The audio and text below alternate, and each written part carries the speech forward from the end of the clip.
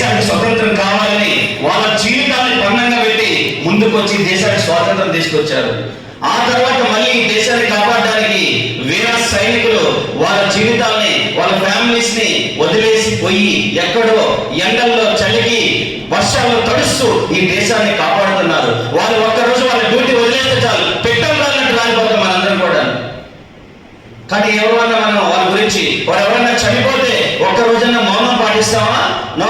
అదే ఒక జబర్దస్త్ కమెడియన్ వస్తే, ఒక హీరో వస్తే అబ్బా ఎగేసుకుంటూ వెళ్ళిపోతున్నా సార్, మొత్తం రాజమండ్రి వచ్చేస్తాం.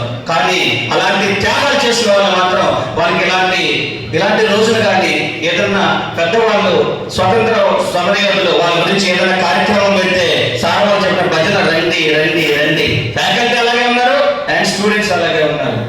So responsibility. ఈ రోజు మనం ఎలా ఉన్నామో, ఇది భారతదేశం గొప్ప దేశం, చరిత్ర కలిగిన దేశం అని చెప్తున్నామంటే ఆ రోజు వాళ్ళందరూ కూడా పోరాడినటువంటి దానివల్లే మనం ఈ రోజు భారతదేశం. మీరు మిగతా కొన్ని కంట్రీస్కి వెళ్తే బానిసలుగా బతుకుతున్నారు. ఈ రోజు కూడా మన ఇండియాలో ఇంత ఫ్రీడమ్ ఏ కంట్రీ కింద చాలా సిస్టమేటిక్ గా ఉంటాయి అవన్నీ. మనం ఎక్కడ పడితే అక్కడ మూసేయచ్చు, ఎక్కడ ఏదైనా చేసి కూడా అడగదు.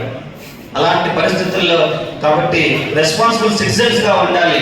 ఎంతమంది 7,000 స్ట్రెంత్ ఉంటే నిజంగా చాలా, మేమైతే లేము కాలేజీ వ్యవస్థలో మేము చదువుకునేటప్పుడు ఇక్కడ ఉన్న అందరూ కూడా చాలా డిసిప్లిన్ గా, చాలా సిన్సియర్ గా ఉండేది. ఫ్యాకల్టీ ఎక్కడ కనబడినా కూడా సెల్యూట్ చేసేది. బట్ ఫ్యాకల్టీని కూడా గుర్తుకుంటే వెళ్ళిపోతారు.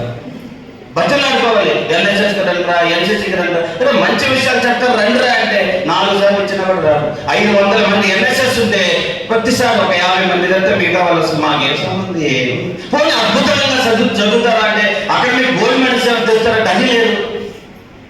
ఏంటి వాట్స్ అవర్ పర్పస్?